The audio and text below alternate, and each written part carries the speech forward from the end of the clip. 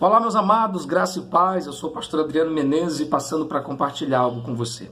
Eu não posso ficar calado diante de tantas coisas que estão falando acerca de um assunto. Sabe qual? Coronavírus. Mais precisamente, o vírus chamado Covid-19. Um vírus que tem parado o mundo. Um vírus que tem assolado toda a humanidade.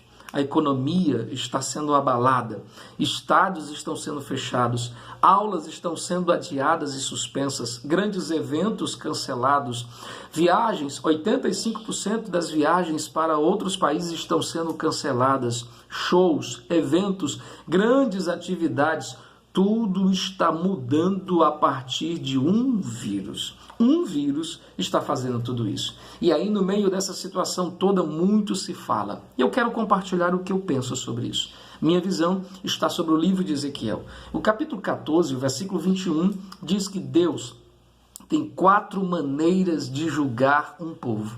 E essas 4 maneiras são, primeiro, a espada, ou seja, as guerras. Segunda maneira, a fome, a escassez, a falta de alimento. Terceira maneira, as bestas feras, o desequilíbrio ecológico, o desequilíbrio na natureza. Quarta maneira, as pestes. Por que não então achar que Covid-19, ou seja, coronavírus, nada mais, nada menos é do que o juízo de Deus sobre a terra? E se você acha isso estranho, vá para a Bíblia. Deus tem julgado as nações que desobedecem sua palavra, que desprezam seus ensinos. O livro de Deuteronômio tem textos e mais textos falando sobre consequências da obediência e consequências da desobediência. E por viver um mundo desobediente a Deus, as consequências disso estão chegando. Em Gálatas, no capítulo 6, está escrito que Deus não se deixa escarnecer. O que o homem plantar, isso colherá. Se ele planta na carne, no pecado, colhe corrupção. Se ele planta no espírito, colhe a vida eterna. E o mundo está plantando uma vida de promiscuidade. O mundo está distante de Deus.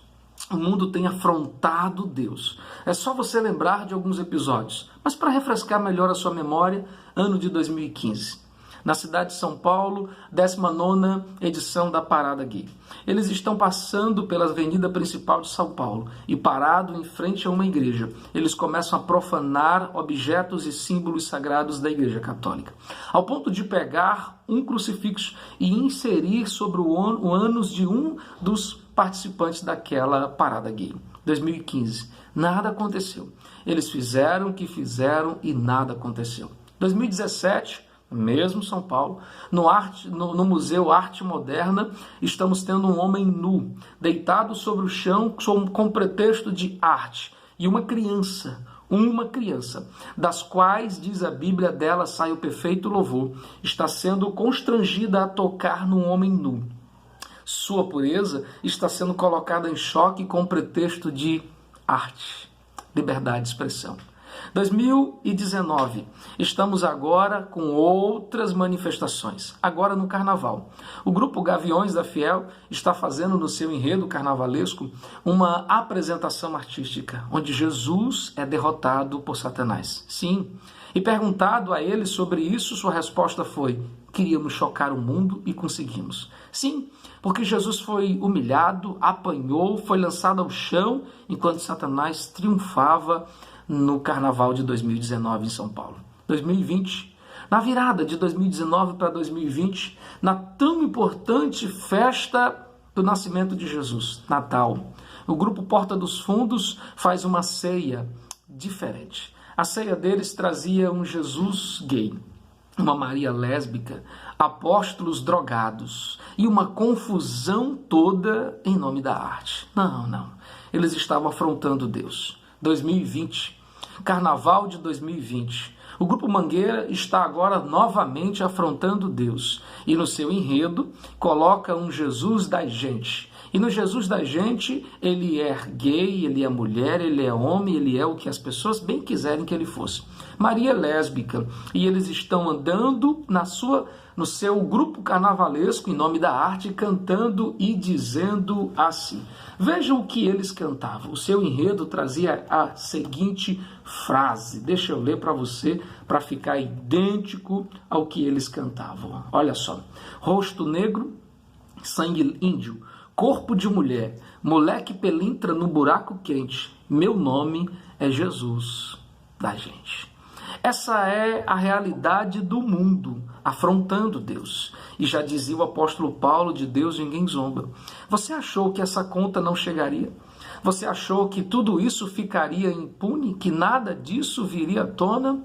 Um dia essa conta seria cobrada. E ela chegou. Na expressão de Tiago, o juiz está às portas. E o juiz está às portas para julgar o mundo.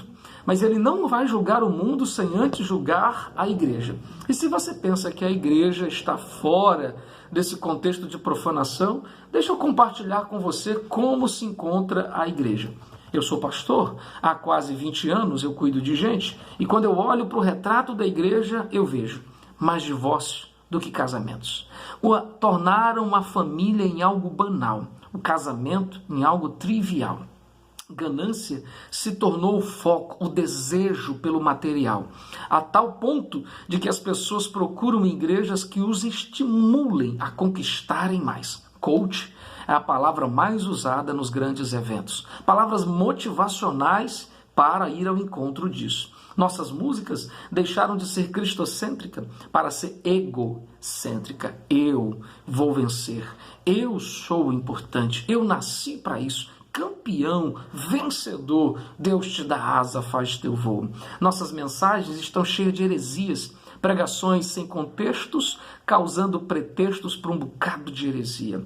Nossos relacionamentos estão sendo dilacerados, porque cada um defende a sua opinião e não se importa com o comum, com a vida em comum da igreja, fazendo com que cada vez surjam grupos e mais grupos resultantes de divisões e facções e iras dentro da igreja. Sensualismo? Sensualismo se tornou algo comum dentro das igrejas. Homens e mulheres se vestem ao seu bel modo, ditando moda para mostrar que estão na atualidade, mas não percebem, ou não querem perceber, que estão, na verdade, fazendo uma propagação do seu corpo. Sensualidade e imundícia estão nas suas vestes, como dizia já nas Escrituras. Esse é o relato da igreja. Então, o mundo e a igreja estão agora diante do julgamento. O juízo chegou. Em Ezequiel, no capítulo 14, no versículo 21, diz que há 4 maneiras de Deus julgar o mundo, e uma delas são as pestes. E essa, que surgiu no dia 1º de novembro de 2019, veio se espalhando pelo mundo de então. Ela nasce na República da China, e de lá se espalha. Hoje, ela se encontra em mais de 150 países e territórios. Dá para você dimensionar isso? 150 países, causando pavor, causando pânico, levando as pessoas a viverem à beira do colapso.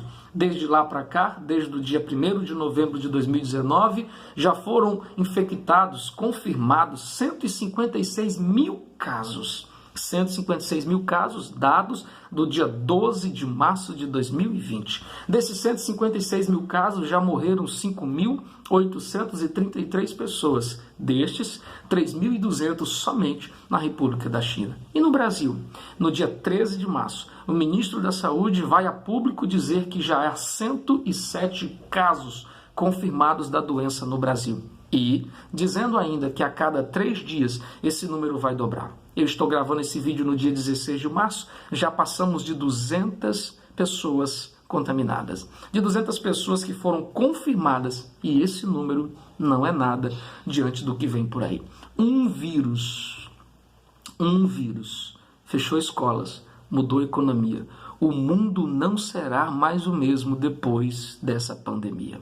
Um vírus. E você ainda tem dúvida que Deus possa ter destruído o mundo de sua época, da época diluviana, com as águas? E você ainda tem dúvida que fogo consumiu Sodoma e Gomorra? Um vírus faz tudo isso. Deus está julgando.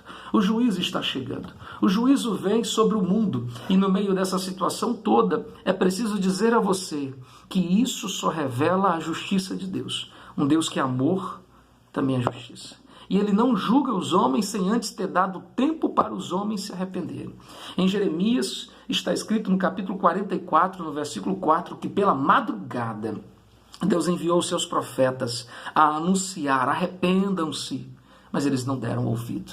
Eles não se importaram com isso. Por isso o juízo chegou. Ei, o juízo chegou. E sabe quem vem julgar? O próprio Senhor. É Ele quem fere, é Ele quem abate as nações, é Ele quem está fazendo todas essas coisas acontecer. Leia o livro sagrado. Foi isso que aconteceu no Egito. Depois de terem humilhado e maltratado o povo hebreu, depois de terem pegado crianças no colo de sua mãe e jogado no rio Nilo para ser devorado pelos crocodilos, pragas vieram sobre o mundo. Foi isso que aconteceu na cidade de Asdote, entre o território filisteu, quando pegaram a arca da aliança e colocaram diante do deus Dagom, dizendo: ao deus Dagom damos os nossos troféus. Tumores se espalharam sobre aquele povo.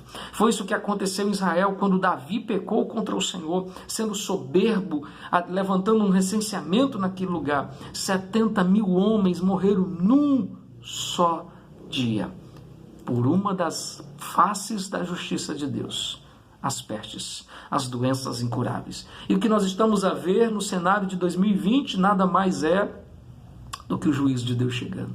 É interessante que no Brasil o primeiro caso é registrado logo após o carnaval. Deus deu tempo, Deus está dando tempo, mas as pessoas estão desprezando. Elas estão mais preocupadas se vai ter comida na prateleira. Elas estão mais preocupadas com os eventos que foram cancelados e o futebol que não mais passará. Elas estão mais preocupadas com isso do que com as suas almas. Ei, o juízo está às portas. E só resta uma coisa a você: arrepender-se. Sim, o arrependimento é a única coisa que repara o caos das nossas ações. Como está a sua vida com Deus? Em 1 Coríntios está escrito: examine-se o homem a si mesmo. Examine-se. Reflita como você anda. Como tem sido sua vida? Que filho, que marido, que esposa, que cristão, que cidadão, que eleitor, que funcionário, que patrão, que pastor, que homem é você? Quem é você escondido na sala da sua casa, no seu quarto, frente a uma tela, sozinho onde ninguém te vê? Quem é você na roda de amigos, longe de todos, desconhecidos daquela população? Quem é você? Todos podem não te conhecer, mas você não foge do olhar de Deus. Ele conhece você e um dia a justiça te alcançaria. Sim, é isso que está acontecendo em 2020, é assim que eu vejo. O Senhor se levantou para julgar a terra. Entretanto, em meio a todas essas coisas, uma promessa vem sobre nós. A promessa de livramento. E essa promessa de livramento é para todos que se arrependerem. É só você ler. 2 Crônicas, capítulo 7. 1 Crônicas, capítulo 7, versículo 14, diz: se o meu povo, que se chama pelo meu nome, se humilhar, orar e buscar minha face, e, destaque-se isso, se converter dos seus maus caminhos, porque não adianta orar, não adianta se humilhar se não se converter, se não abandonar as suas velhas práticas, se não se tornarem aquilo que precisam ser, de fato, o que Deus quer que você seja. Se o meu povo se converter, eu ouvirei dos céus, perdoarei os seus pecados e sararei a sua terra. Deus tem cura para o Brasil. Deus tem cura para a nossa nação. Deus tem cura para o mundo de então. Mas é preciso encontrar neles o lugar de arrependimento. Quando Judas e Pedro pecaram, Deus não encontrou lugar de arrependimento no coração de Judas, mas encontrou no coração de Pedro e o perdoou. Deus está descendo à terra para procurar homens e mulheres que estão prontos para se arrepender. E se você é um deles, essas promessas virão sobre ti. Quais? Salmo 91. A expressão que tantas pessoas citam, mas não prestam atenção, diz assim: aquele que habita no esconderijo do Altíssimo. Quem? Aquele que habita. Aquele que tem uma vida com Cristo. Deus o livrará do laço do passarinheiro e da peste perniciosa. Nenhum mal alcançará a tua casa, porque o Senhor te guardará. O Senhor colocará você, te protegerá debaixo de suas asas. De certo que a mortandade que assola ao meio-dia e a praga que assola à noite não te alcançará. Mais claro ainda do que isso, todas essas coisas são para aqueles que estão com a vida no esconderijo do Altíssimo. Aqueles que habitam em Deus. Não é aqueles que têm uma Bíblia aberta. Não é aqueles que dizem amém ou aleluia, mas aqueles que têm relacionamento com Deus. Em Êxodo, no capítulo 15, no versículo 26, o Senhor diz: nenhuma das pragas que enviei ao Egito te alcançarão, nenhuma das enfermidades que pus no Egito te alcançarão, porque eu sou o Senhor que sara, se você me ouvir, se você me obedecer e guardar os meus mandamentos. Ei, há livramento para quem está com a vida em Deus. A melhor forma de se proteger isso é Deus. Sim, álcool em gel é algo muito bom, mas não protege, porque ele não está apenas no contágio das mãos, está no ar. Você pode estar lavando as mãos com sabão, mas aonde você toca, alguém já tocou, no seu celular, no banco que você vai. O vírus está em todos os lugares. Essa é a razão dele se multiplicar tão rápido, em menos de 6 meses. Nós estamos vivendo essa pandemia no mundo todo. Só uma forma de você resguardar isso: vida com Deus. Então arrependa-se, ou você será o próximo da lista. Põe a sua vida em Deus e não se espante se você começar a ver coisas e mais coisas acontecerem, porque muito mais está por vir. Então ajeite-se, põe a sua vida em ordem. Em Deuteronômio, no capítulo 32, no versículo 39, diz: eu sou o Senhor que abate e exalta. Eu sou o Senhor que fere e sou o Senhor que sara. Ele é Deus. Ele está no controle de tudo. Coronavírus está no controle das mãos do Senhor. Ele tem o controle de tudo, da minha e da sua vida. Mas sua vida está na mão dele. Você tem vivido ao molde de Deus ou ao seu molde de viver? Você tem obedecido suas palavras ou tem feito as palavras do seu coração?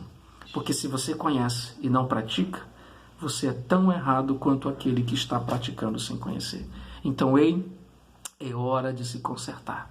A minha palavra para a nação brasileira é essa: o juízo de Deus chegou.